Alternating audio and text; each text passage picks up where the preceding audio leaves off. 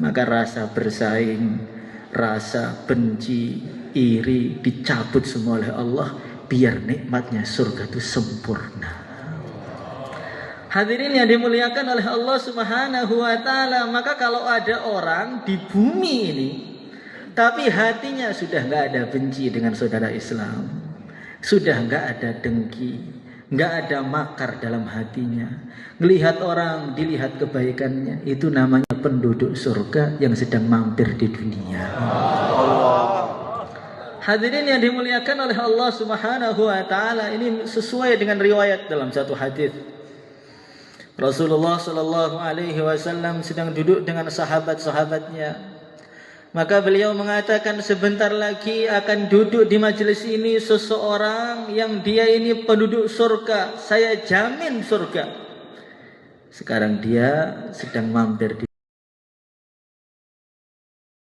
Allah Subhanahu wa taala berfirman, wajib mendapatkan cintaku, wajib mendapatkan mahabbahku, cintaku, orang yang dia saling duduk karena aku, saling cinta mencintai karena aku, saling ziarah karena aku, saling tolong menolong karena aku.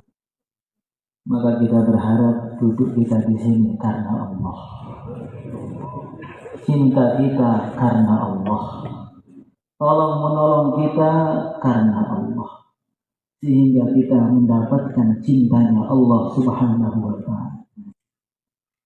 Hadirin yang dimuliakan oleh Allah Subhanahu wa ta'ala, cinta mencintai, ziarah menziarahi, tolong menolong. Masya Allah, cinta mencintai karena Allah ini termasuk nikmat yang begitu besar. Para ulama beliau mengatakan termasuk nikmat surga yang bisa dicicipi di dunia adalah cinta mencintai karena Allah. Ini nikmat surga, tapi sudah bisa dicicipi nikmatnya di dunia. Maka di surga nanti, sebelum orang itu mendapatkan surga yang begitu indah, sebelum orang itu dipakaikan baju yang lalu bisal yaum la sayqaman yang yanzuru ilaih, sebelum orang dipakaikan baju yang begitu indah, kalau melihat saja langsung pingsan. Sebelum orang dinikahkan dengan bidadari yang begitu cantik, yang pakai baju 70 lapis, sumsumnya kelihatan. Sebelum orang tidur di kasur yang numpuk, wa furusy marfu'ah, yang tingginya antara langit dan bumi. Sebelum nikmat jumpa dengan Nabi, sebelum nikmat yang berbesar yaitu jumpa dengan Allah Subhanahu wa ta'ala, ada satu nikmat yang orang itu banyak yang lupa. Banyak orang yang tidak membahas nikmat ini. Dalam satu hadis, sebelum mereka masuk surga, mereka itu dimandikan dulu oleh Allah, dicuci sehingga matanya dibersihkan, disehatkan matanya, disehatkan mulutnya, diterangkan tubuhnya, hingga wajahnya terang, bisa dilihat dari jarak 1000 tahun perjalanan. Disegarkan dulu tubuhnya, kemudian dicuci hatinya. Wa naza'na ma fi sudurihim min ghillin ikhwanan ala sururin mutaqabilin.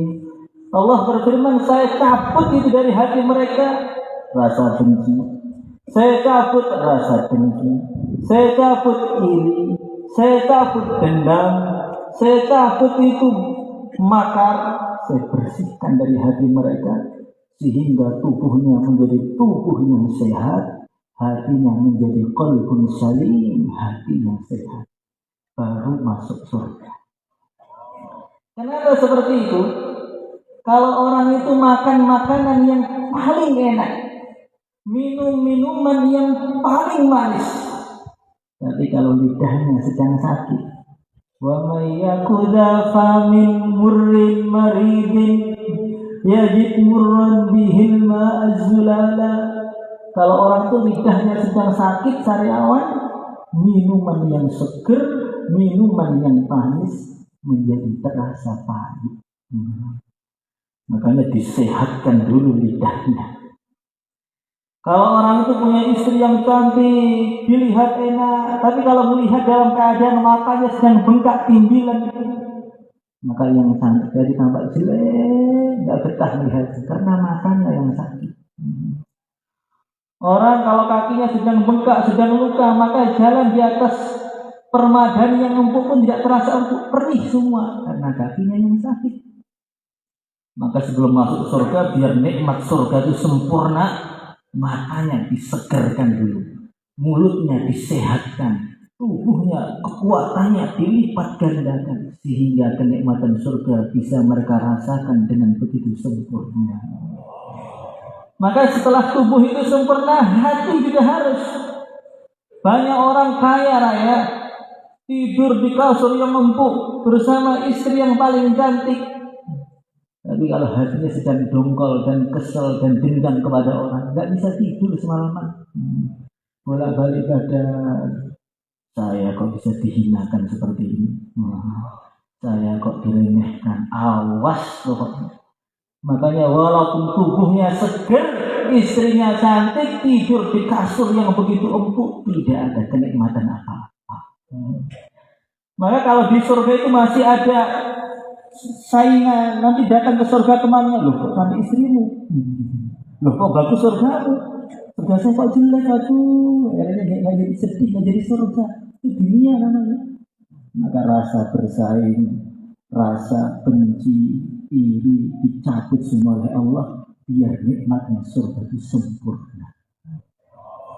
Hadirin yang dimuliakan oleh Allah Subhanahu wa Ta'ala, maka kalau ada orang di bumi ini tapi hatinya sudah nggak ada benci dengan saudara Islam, sudah nggak ada benci, nggak ada makar dalam hatinya, melihat orang dilihat kebaikannya, itu namanya penduduk surga yang sedang mampir di dunia.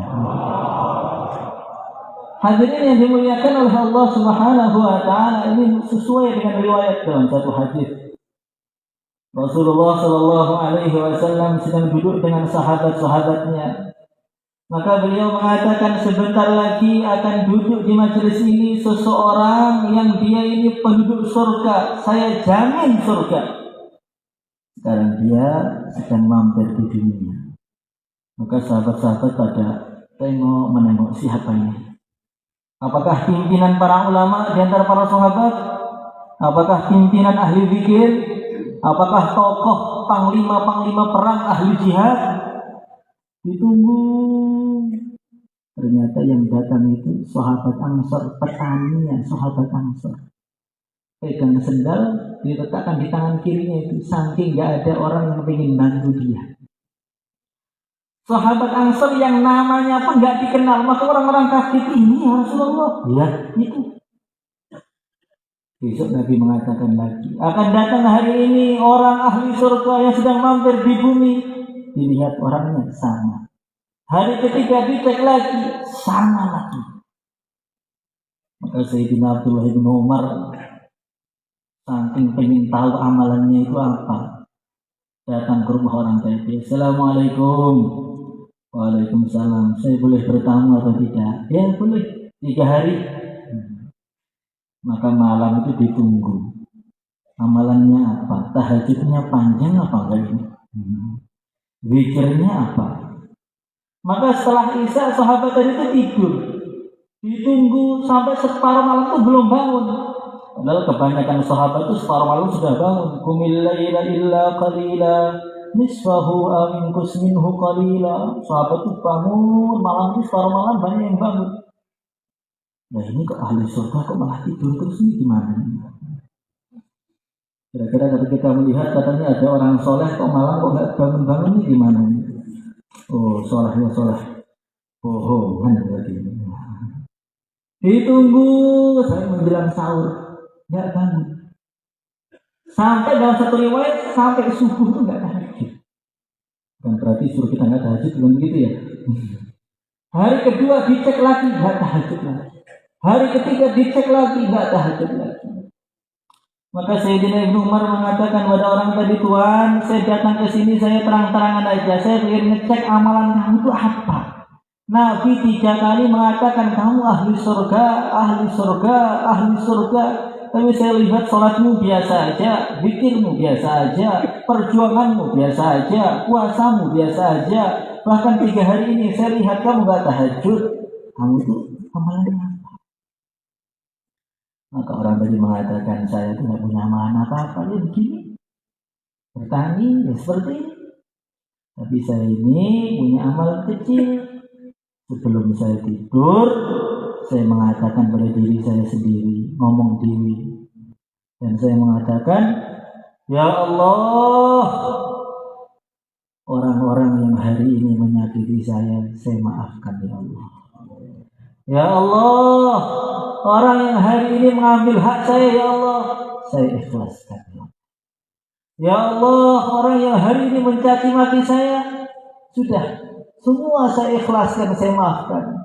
Kemudian dia doa, Rabbana ighfir lana wa li ikhwanina alladhina sabaquna bil iman wa la taj'al fi qulubina ghillan lil ladzina amanu. Ya Allah, ampunilah saya ya Allah, dan ampunilah saudara-saudara saya yang terlebih dahulu, yang awal-awal dulu ya Allah. Dan jangan kau jadikan dalam hati saya ada ghil, ada kedengkian, iri, benci kepada orang Islam ya Allah.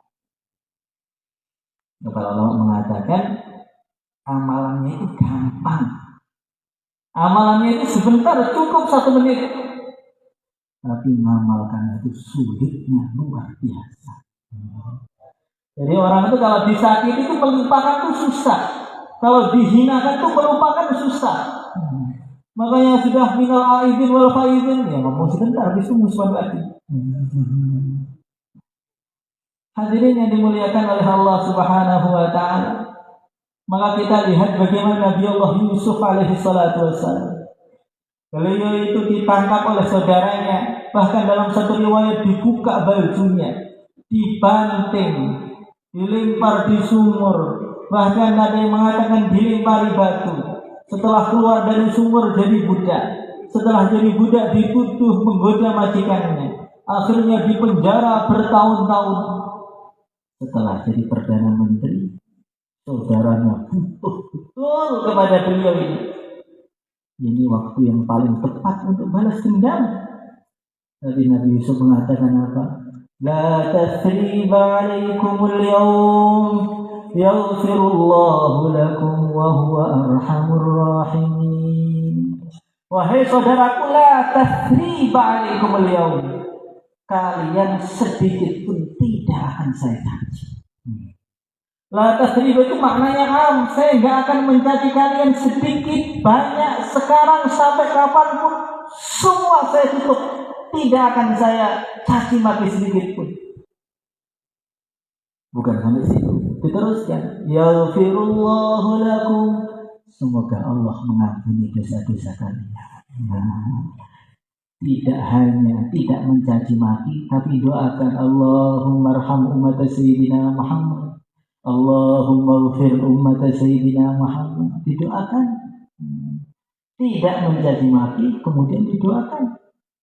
Bukan hanya itu, wa huwa arhamur rahimin, disemangatkan. Wahai saudaraku, jangan kamu putus asa, Allah itu Maha Rahman, Maha Rahim. Sudahlah, pasti Allah akan mengampuni dosa kalian. Yang keempat, ini yang paling berat kata para ulama. Setelah Nabi Yusuf menjadi Perdana Menteri, setelah ayahnya sudah sujud semua, setelahnya sudah tunduk kepada beliau, saudaranya sudah tunduk kepada beliau, sekarang menjadi Perdana Menteri yang begitu wibawa. Dia mengatakan apa? Min ba'di an nazagha asyaitanu baini wa baina ikhwati. Dia mengatakan kepada ayah, wahai ayah, takwil mimpi dulu semua benar. Semua ini yang merusak semua ini min ba'di an nazagha asyaitanu baini wa baina ikhwati. Yang salah bukan saudaraku, yang salah syaitan yang menjadi dalang yang rusak semua. Jadi kalau orang itu bisa tidak mencaci, doakan orang yang menyakiti dan menyalahkan syaitan, inilah baru sempurna. namanya orang Islam yang hakiki. Insya Allah. Setiap orang menyakiti kita, kita doakan, jangan dicaci maki. Dan kita tanamkan dalam hati, ini saudara Islam, dia sayang dengan saya, dia benci dengan saya, karena setan telah masuk, telah menjadi dalam untuk merusak semuanya. Hadirin yang dimuliakan oleh Allah Subhanahu wa taala. Allah Subhanahu wa taala berfirman, wajib cintaku orang yang duduk karena aku, ziarah karena aku, bantu membantu karena aku, cinta karena aku. Maka maknanya karena Allah itu adalah kunci semuanya. Kunci cintanya Allah itu bukan cintanya. Kunci cintanya Allah bukan duduknya. Cintanya Allah bukan tolong menolongnya. Cintanya Allah itu apa syaratnya? Karena Allah.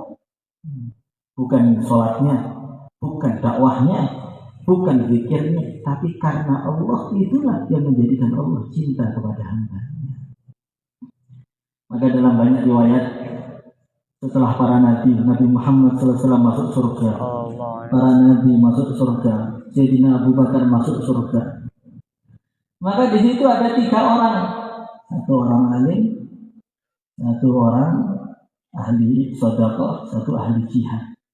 Mereka mau masuk surga, katakan kamu dulu aja, kamu dulu. Maka orang alim mengatakan yang ahli berjuang dulu, yang jihad dulu. Maka orang yang jihad mengatakan, saya dulu jihad itu dibantu oleh ahli sedekah itu, yang ngasih amal saya dia, biar dia aja masuk surga dulu. Maka orang ahli sedekah mengatakan, jangan, biar ulamanya dulu, karena dulu saya tahu sedekah itu dari ulama, biar dia dulu. Akhirnya ulamanya masuk surga, ahli sedekah, ahli jihad. Jangan kita melihat hadis ini saja. Kita melihat hadis lain. Siapa pertama orang masuk neraka? Setelah iblis dan lain sebagainya, setelah Fir'aun, Haman, Qarun. Siapa yang pertama kali masuk neraka? Dalam satu hadis Nabi mengatakan ada 3 orang, 1 ahli agama, 1 ahli sedekah, 1 ahli jihad. Dan di antara 3 tadi yang pertama kali masuk neraka, Nabi mengatakan dalam satu riwayat, ulamanya yang pertama kali masuk neraka, kemudian ahli jihadnya, kemudian ahli sedekahnya. Maknanya 3 orang ini pertama kali masuk surga, juga pertama kali masuk neraka. Orang ahli jihad bisa masuk surga pertama, ulama bisa masuk surga pertama, ahli sedekah bisa masuk surga pertama. Tapi ketika niatnya salah, as-sabiqunal awwalun masuk neraka pertama juga. Amalannya sama-sama belajar ilmu agama.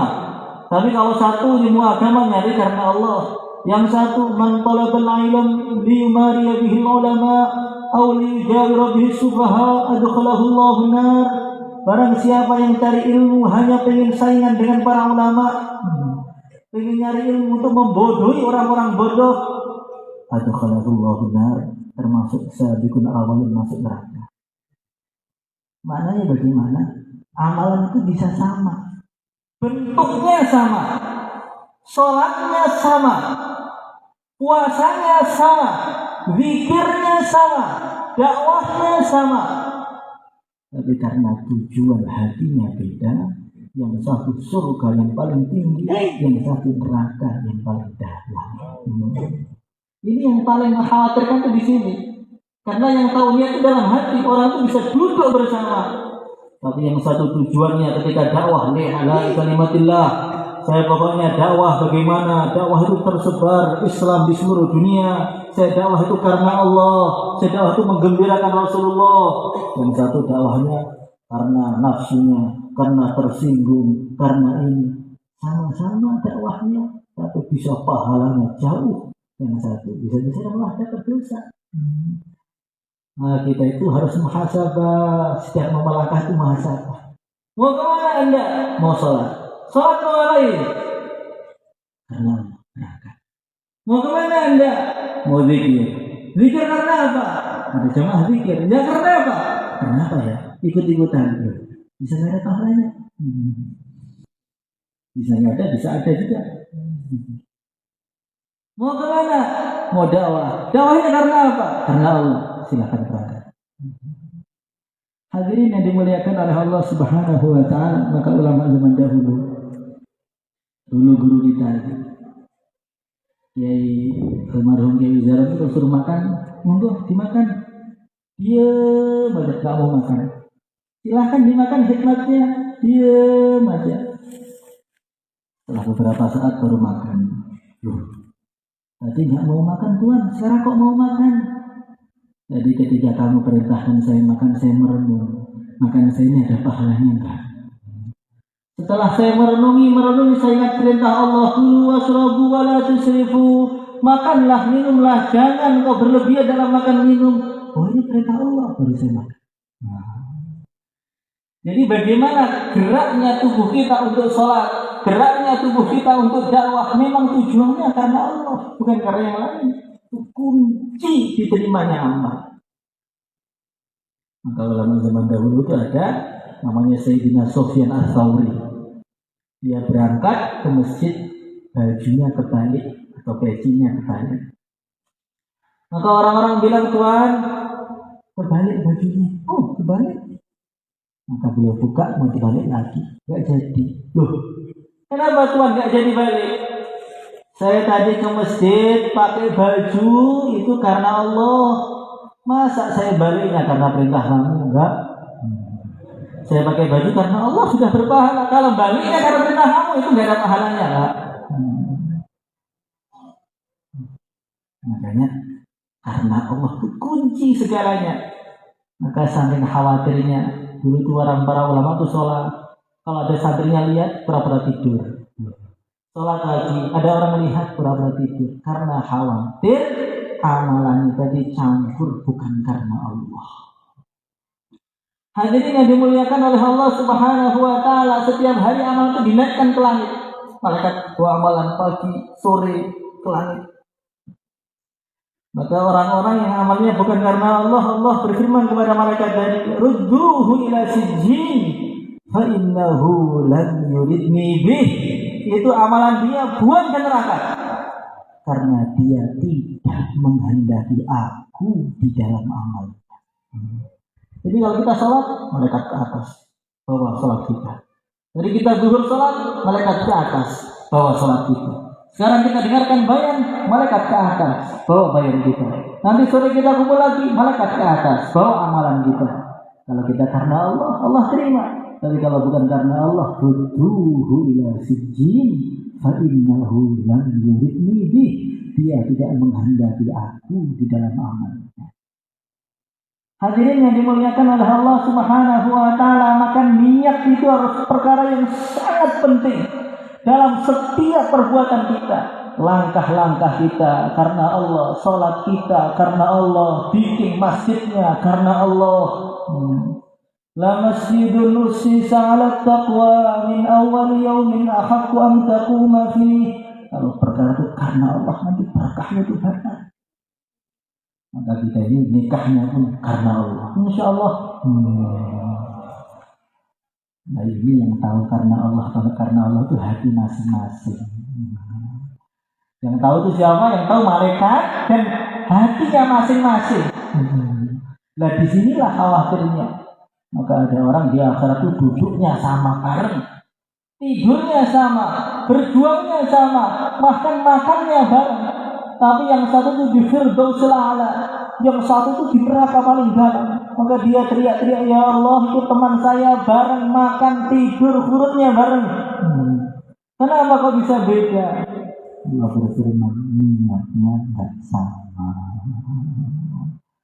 Makanya kita ini harus kita renungi diri kita sendiri. Saya itu amal itu untuk apa sih? Saya itu amal itu dorongan siapa sih? Ada orang itu mimpi, ada orang berfisabilillah, maka dia tidur, mimpi. Ada malaikat itu nyatet amal. Fulan bin fulan fisabilillah, fulan bin fulan fisabilillah.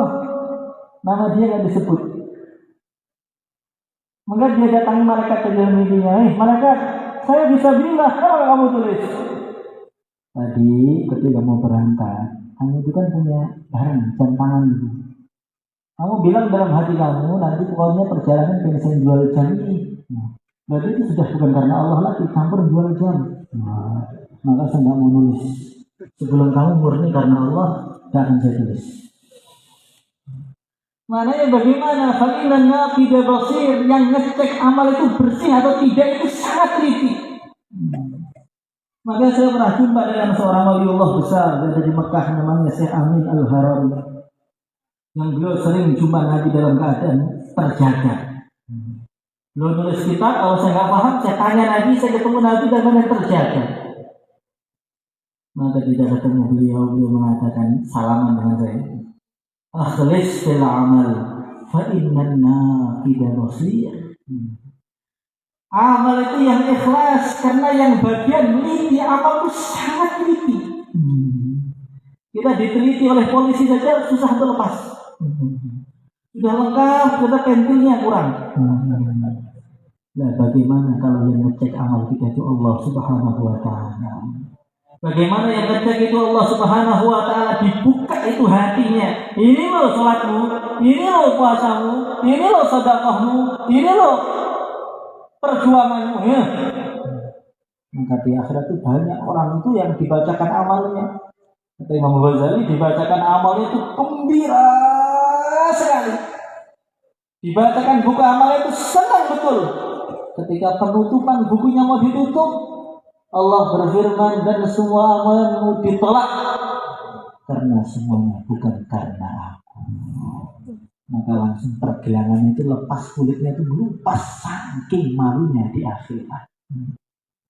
Maka kita merenung sendiri, ya Allah, saya ini zikir itu untuk apa tuh kita renungi? Sholat saya ini untuk apa tuh?